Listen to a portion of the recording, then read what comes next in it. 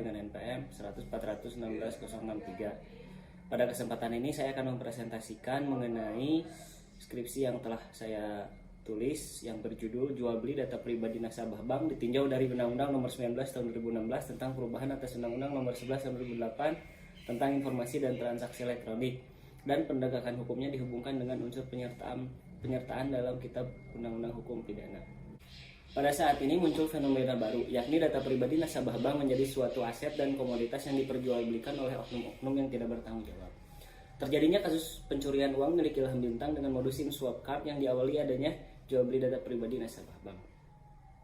Identifikasi masalah dari penelitian ini adalah yang pertama, bagaimana pengaturan jual beli data pribadi nasabah bank ditinjau dari Undang-Undang Nomor 19 Tahun 2016 tentang perubahan atas Undang-Undang Nomor 11 Tahun 2008 tentang informasi dan transaksi elektronik. Kemudian yang kedua adalah bagaimana penegakan hukumnya dihubungkan dengan unsur penyertaan tindak pidana dalam Kitab Undang-Undang Hukum Pidana Indonesia. Dalam kasus pencurian uang milik Ilham Bintang, pelaku mendapatkan data korban dengan cara membeli data korban yang ada di SLIK OJK. Perbuatan jual beli data pribadi nasabah bank merupakan suatu kejahatan karena perbuatan tersebut dilarang sebagaimana diatur dalam pasal 30, pasal 32 ayat 1, pasal 32 ayat 2, pasal 46, pasal 48 ayat 1 dan pasal 48 ayat 2 Undang-Undang ITE. Penegakan hukum pengaturan jual beli data pribadi nasabah bank berdasarkan UU ITE dihubungkan dengan unsur pidana penyertaan dalam kitab Undang-Undang Hukum Pidana atau KUHP. Unsur pidana pelaku penjual beli data pribadi dalam hal ini adalah memenuhi pasal 32 Undang-Undang ITE. Yang pertama unsur subjektif, yaitu adanya setiap orang dalam hal ini adalah pelaku merupakan orang perseorangan. Kemudian dengan sengaja, pelaku dengan sengaja membeli data pribadi tersebut. Kemudian unsur subjektif, tanpa hak atau melawan hukum. Tanpa hak ini maksudnya adalah tidak adanya izin atau perizinan dari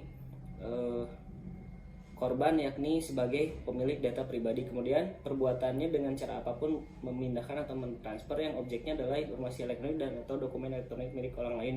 Dalam kasus ini adalah milik Ilham Bintang. Sanksi pidana pada unsur ini adalah terdapat pada pasal 48 ayat 2 dengan ancaman pidana penjara selama 9 tahun atau denda paling banyak 3 miliar rupiah. Unsur penyertaan pelaku penjual beli data pribadi dalam kasus Ilham Bintang dalam kejahatan SIM card swap terhadap Ilham Bintang dilakukan oleh 8 orang pelaku dan masing-masing pelaku memiliki perannya masing-masing. Menurut pendapat penulis, kejahatan ini tidak dapat dilakukan tanpa adanya informasi mengenai data pribadi korban. Dari data pribadi yang diperoleh oleh pelaku, maka kejahatan pencurian dengan modus SIM card swap dapat dilakukan. Dalam kasus ini, Henry dikategorikan sebagai orang yang membantu melakukan kejahatan atau medekritik sebagaimana diatur dalam pasal 56 KUHP. Kesimpulan dari penelitian ini yang pertama adalah perlindungan mengenai data pribadi telah diatur dalam peraturan perundang-undangan Indonesia dalam pasal 26 Undang-Undang ITE yang menetapkan bahwa penggunaan setiap informasi melalui media elektronik yang menyangkut data pribadi seseorang harus dilakukan atas persetujuan orang yang bersangkutan. Dalam pasal 32 Undang-Undang ITE mengatur mengenai perbuatan mengubah, menambah, mengurangi, melakukan transmisi, merusak, menghilangkan, memindahkan, menyembunyikan informasi elektronik dan atau dokumen elektronik. Selanjutnya pasal 32 ayat 2 Undang-Undang ITE mengatur mengenai perbuatan memindahkan atau mentransfer informasi elektronik dan atau dokumen elektronik kepada sistem elektronik orang lain yang tidak berhak. Dengan demikian, perbuatan jual beli data pribadi dapat dikategorikan sebagai tindak pidana.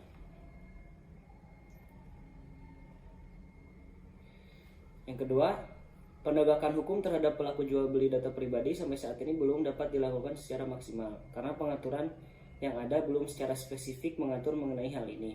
Undang-Undang ITE hanya mengatur penegakan hukumnya terhadap perbuatan dalam memindahkan, mentransfer, mentransmisikan informasi elektronik dan atau elektronik. Namun dalam tatanan praktik terdapat pihak lain yang turut serta dalam kejahatan tersebut yang berdasarkan pasal 56 dapat dikategorikan sebagai orang yang membantu melakukan tindak pidana, sehingga pelaku tersebut dapat dijatuhi hukuman pidana. Dan penulis yang pertama adalah pengaturan mengenai jual beli data pribadi di Indonesia memang belum diatur secara jelas dalam peraturan perundang-undangan Indonesia, sehingga fungsi dari aparat penegak hukum belum maksimal untuk dapat memberantas kasus-kasus seperti ini. Untuk memaksimalkan fungsi penegakan hukum dan dalam rangka mencapai tujuan hukum itu sendiri, penulis menyarankan agar pemerintah serta lembaga legislatif di Indonesia segera membahas dan mengesahkan rancangan undang-undang tentang pelindungan data pribadi dengan memasukkan pasal mengenai perbuatan jual beli data pribadi.